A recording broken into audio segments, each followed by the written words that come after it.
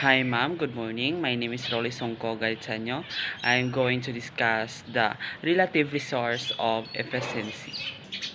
So what is relative resource efficiency? So resource efficiency, production resource are complementary not only in function but also efficiency.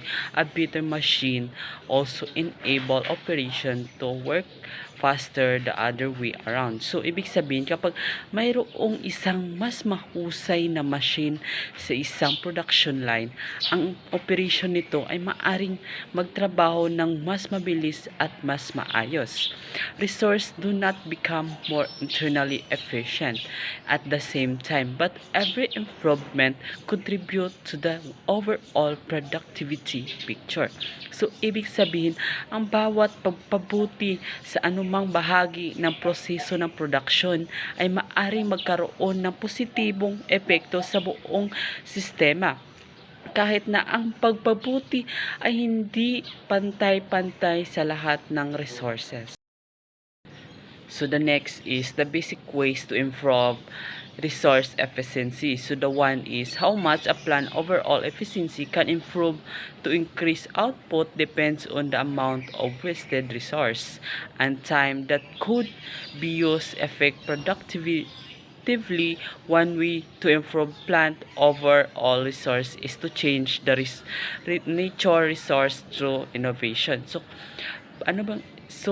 pag sinabi nating overall efficiency, ito yung magkano kaya ang ang kaya or kahusayan ng planta ang maaring mapabuti na mapataas ang output depende sa dami or depende sa gamit ng kanilang oras. Another way to improve resource efficiency is to change the external condition of resource such as the organization of work. So ibig sabihin, isa pang paraan para ma-improve ang resource efficiency nila ay mapapago nila sa panlabas na kondisyon ng pagkukunan ng organisasyon ng trabaho. Maaring magtrabaho ng mabilis at maayos. So the third is another external change that can improve resource efficiency is a more balanced resource combination.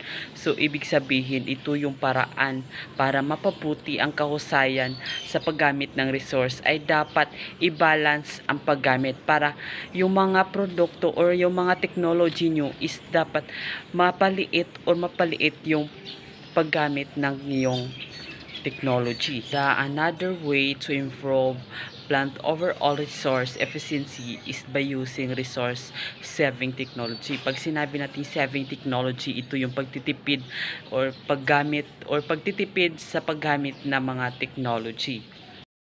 So the next is the graph. So this graph is the example of resource saving technology. So this graph is the capital, the labor, and so this graph is the how to save the technology.